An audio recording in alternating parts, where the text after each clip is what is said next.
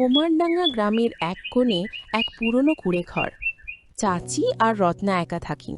লোকেরা বলে তার ঘরে একটি সোনার পুতুল আছে, আর সেই পুতুল নাকি রাতে হাসে।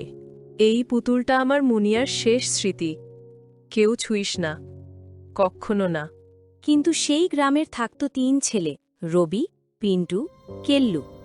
তারা ভাবল এই পুতুল যদি সোনার হয় তারা তখন অনেক ধনী হয়ে যাবে। আজ রাতে কাজটা করব, বুঝলি? চাচি একা থাকবে। ভয় লাগবে না, ভূতের গল্প শুধুই মানুষের কল্পনা। হাসির পুতুল, কাল সকালে আমাদের হাসি দেখবে।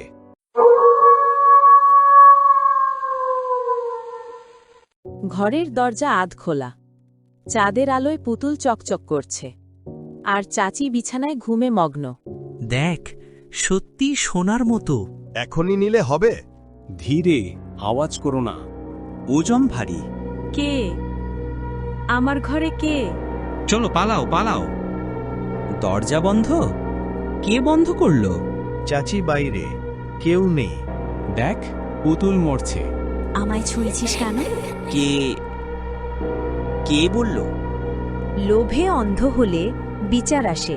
আমি সাবধান করেছিলাম, পুতুল আমার মনিয়ার আত্মা। আমরা ভুল করেছি চাচি। লোভ সবকিছু কেড়ে নেয়। তোমরাও সেই পথে যাচ্ছ। আমরা ফেরত দিচ্ছি। লোভে জন্ম, লোভে মৃত্যু। সকালে গ্রামের মানুষ মাঠের ধারে 3 ছেলেকে অচেতন অবস্থায় পেল। কেউ জানে না রাতে কি ঘটেছিল। এই তো রবি, পিন্টু আর কেল্লু। এরা তো গত রাতে চাচির বাড়ির দিকে যাচ্ছিল। ওদের মুখে দেখো, কেমন ফ্যাকাশে, যেন কেউ ভয় দেখিয়েছে। 3 জনের চোখ খুলল ধীরে ধীরে, আর প্রথমেই তাদের চোখে পড়ল চাচি আর রত্নার উপর। জেগে উঠেছ? আমি বলেছিলাম পুতুলটা কারো ছোঁয়ার জিনিস না। চাচি, আমরা বুঝিনি, আমাদের ক্ষমা করো।